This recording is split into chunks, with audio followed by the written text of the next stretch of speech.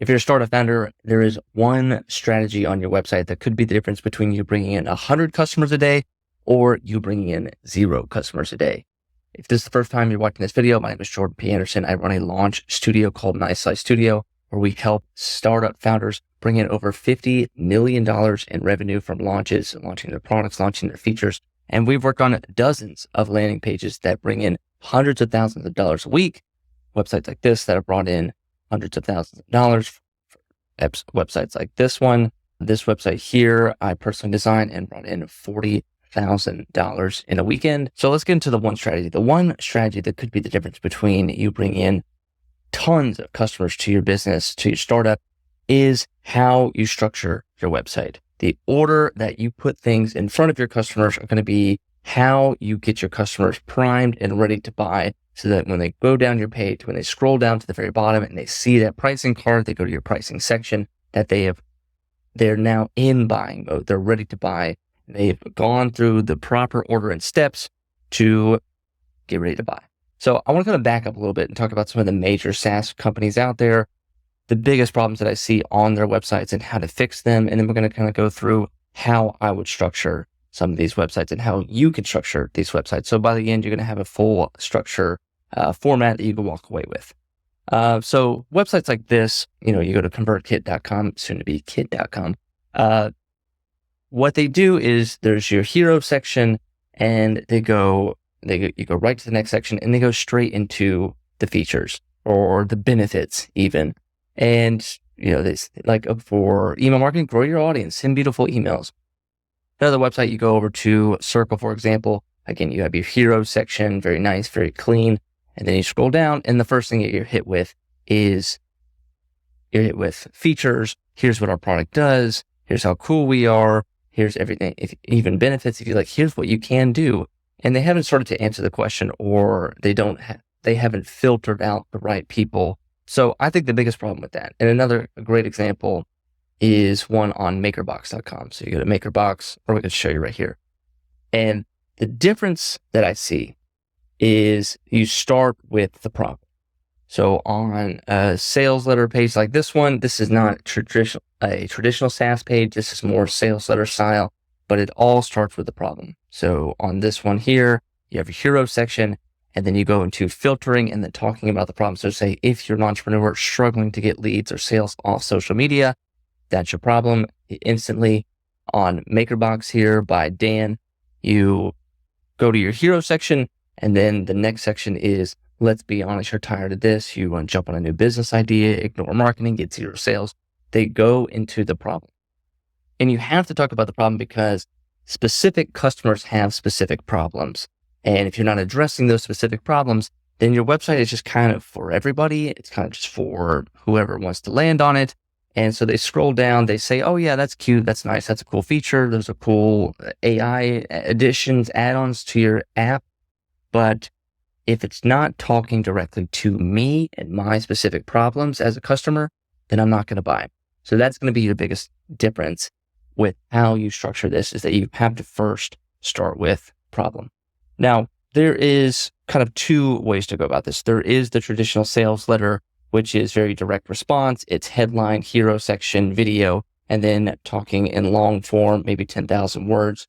One is like Part-Time YouTuber Academy by Ali Abdaal. So this would be what I would call long form sales letter. This is, hero section, learning about the problem, a little bit of proof, and it goes into let's find the Academy page. This is what I want to check out. So sales letter, sales video, and then tons of just content, letter, copywriting, tons of stuff, just talking about the problem, trying to get you to buy. So that can be a route for you for your SaaS company, or you can go more the route of this right here.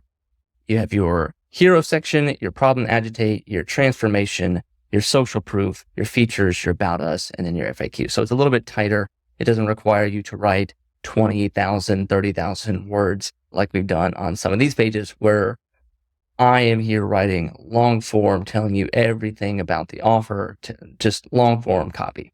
So let's go through it. I've got it all outlined here. And if you want to get this here, you can go to and grab the 500K SaaS launch kit. There's a link down below. We have this as part of our launch command center. So let's go through it right now. Do a little split view, just that stuff out of the way. So again, these sections are hero section, problem, agitate, transformation, social proof, features, about us, and FAQs. And I say they have to follow this order because this is the story that you're trying to build. And if you were to put any of these, and what most companies do is they have their hero section, and so let's say hero section and then features and then maybe social proof and then talk about the transformation and then some, maybe they don't even have an about us and then just go straight to FAQs.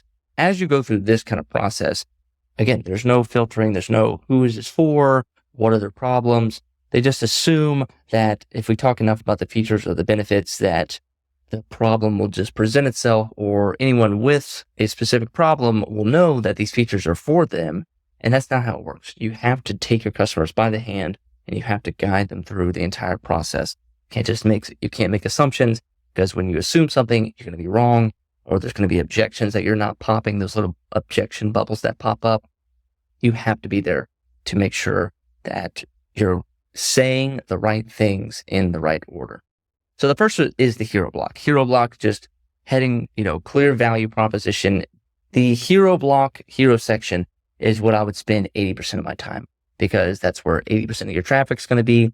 And that's where 80% of the people are going to remain. And only about 20% of people are going to go through the actual rest of the website. It's just how it is. So on there, I would have some kind of clear visual showing the product, talking, or just a bold enough headline that calls out the person. Now, you don't have to go straight into the problem. You don't have to talk about the problems just yet, but let's make these red.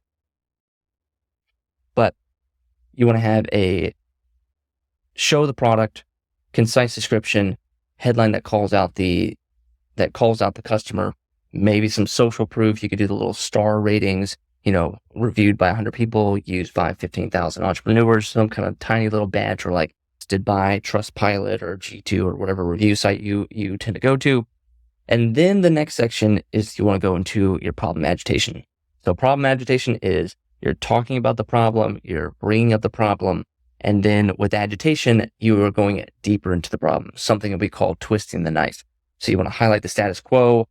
Basically, the agitation is saying to the status quo, like, the status quo can't remain. The problem, you're bringing up the status quo. Here's this big problem. This is what we're all dealing with. This is what we all kind of had to settle with, or just kind of, this is how it is. And it sucks. It sucks. And here's how it's going to suck even more. If you don't solve this problem, easy one is if you're 10 pounds overweight. Well, this sucks. You want to lose 10 pounds. Well, here's what happens if you don't lose those 10 pounds. In 5 years, you're going to gain 10 pounds per month. And then 5 years later, you're going to be 60 pounds overweight, and it's going to suck even more. So the status quo that we have right now can't remain, and we've got to fix that.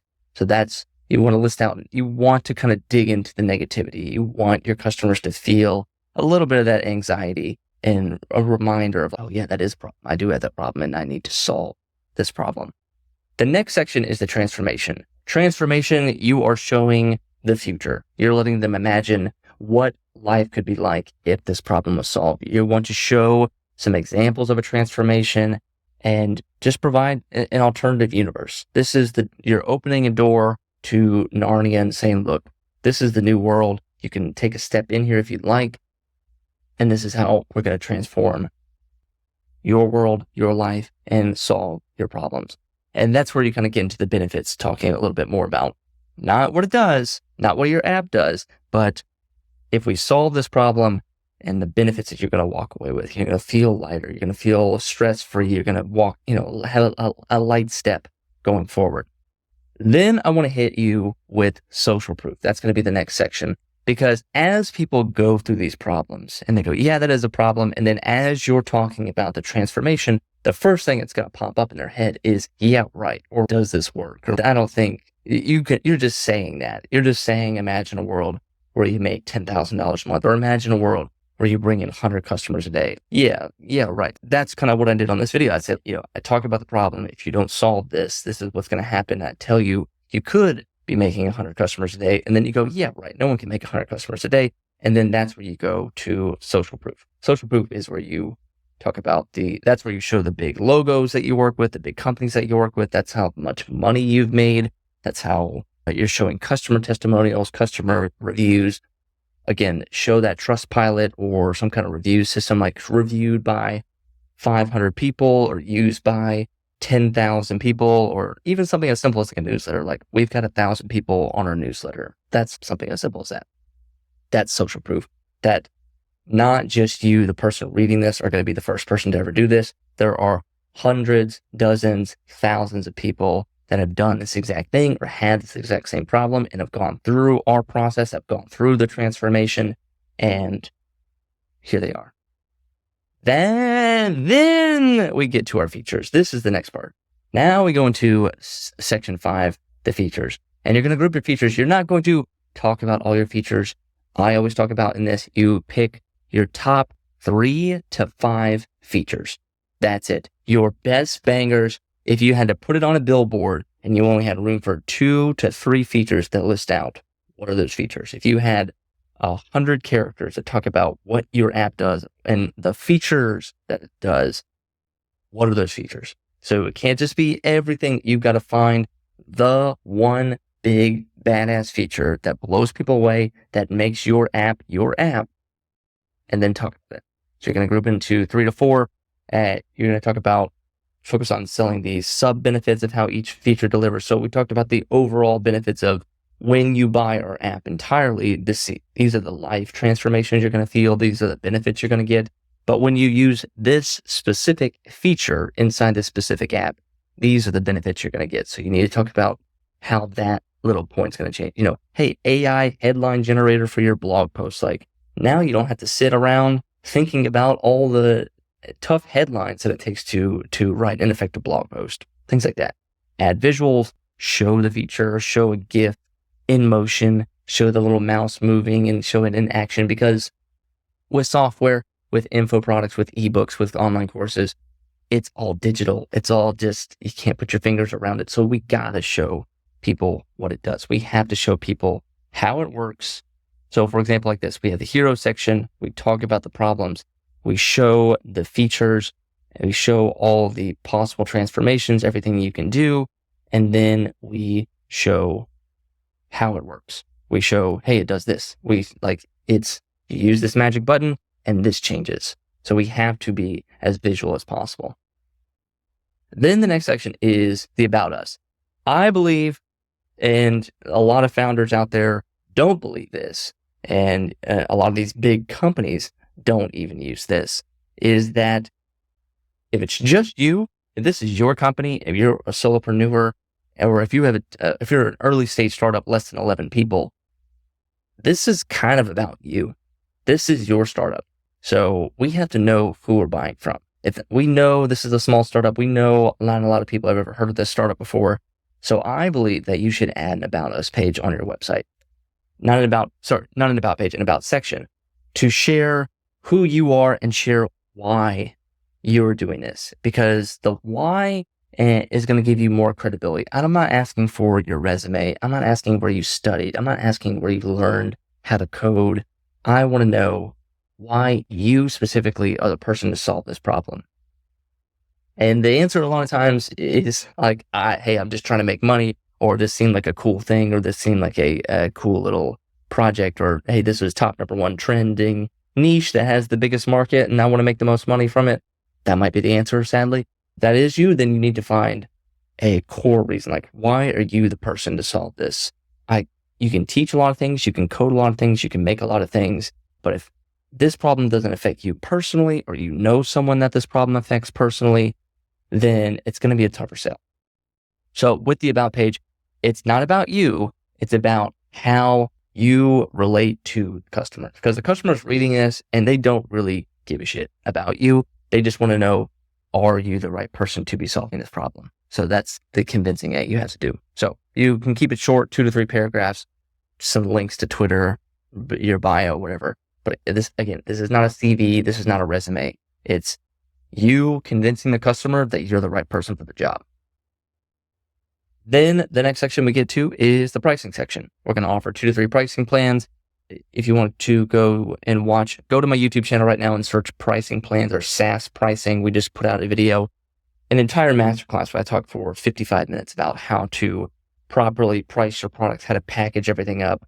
You need to have at least 2 pricing options.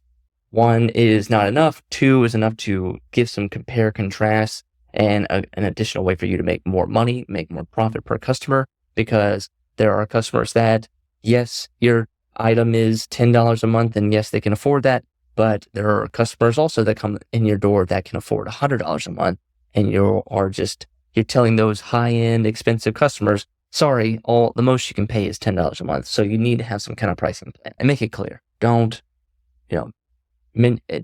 try to be clever with everything. This is where you just need to lay out everything, be as clear as possible, because this is now, I'm about to make a buying decision. Put down below your money back guarantee. Talk about how, if I make this risky decision by buying your product, can I get my money back? And how does it work? And what is the process to getting my money back? Then the last section is your FAQ section. And this is where the bubbles have started to pop up. The objections have started to pop up. Your FAQ is not a place to explain your product. It is not a place to talk about who this product is for.